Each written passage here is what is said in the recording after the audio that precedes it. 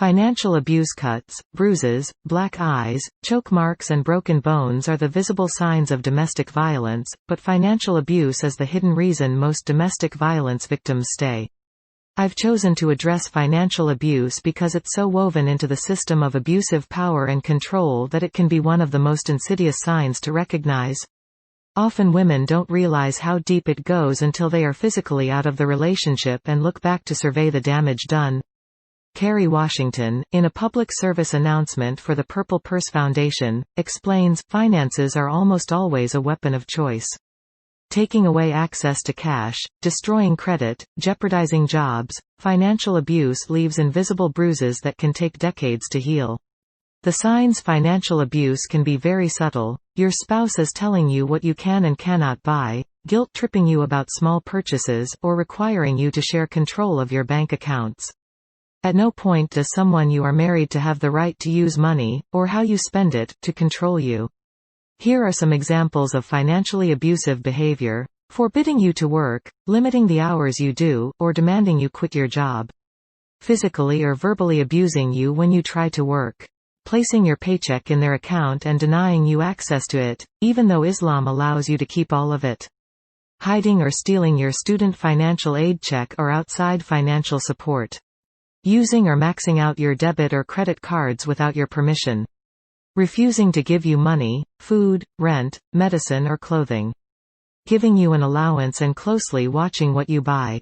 Taking any inheritance you receive, while Islam allows you to keep it.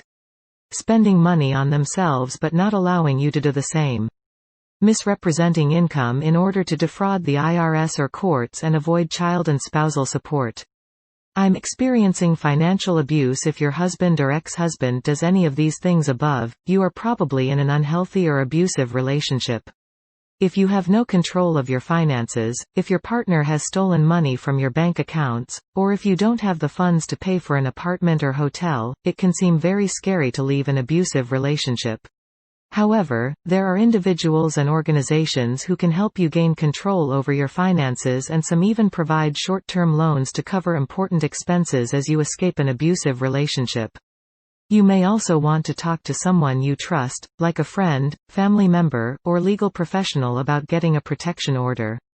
Whether you decide to leave or stay, consider making a safety plan that includes determining a safe place to leave to in the event of an emergency, and setting aside funds, important documents, clothes, etc. for you and your children in a secret location. Employment after financial abuse. For women escaping abusive environments, finding employment can be a difficult process, especially for women who have been out of the workforce for a long time. Reasons include ex-partner isolation, opting to become a stay-at-home mother, or because they gradually took on less responsibilities at work to be more available for their children's needs. Various batterer and abuser sabotage may have included cutting or bruising up a woman before important job interviews or presentations, not watching the children as per the parenting schedule to make it impossible for the victim to get to an interview or appointment on time, or if a woman already has a job, showing up at work to harass her or other employees and create scenes. Because of these tactics, and others, survivors may be seen as less than desirable employees, especially if they also have young children to support and care for as a newly single mom. Because 98% of abusive relationships include some form of financial abuse, many women will likely also be at a disadvantage when their potential employers check credit scores as a part of the background check for potential employees. Lack of financial resources can make even physically getting to a traditional in-person job interview an impossible feat. If you add to that the many women who are facing physical and mental disabilities as a result of physical beatings and traumatic brain injuries, and the more classic symptoms of post-traumatic stress disorder (PTSD), it's not surprising that holding down a regular 9-to-5 job can become quite hard. Due to these symptoms and disabilities, when a financial abuse victim is unable to re-enter the workforce in a traditional employee-employer job relationship, then non-traditional, work from home, and set your own schedule avenues for income creation and personal support need to be considered. It's always good to first invest some time in brushing up skills and rewording resumes and cover letters before attempting to re-enter the workplace. Women may also want to consider going back to school to study a different line of work, or seek funds to start up a home-based business.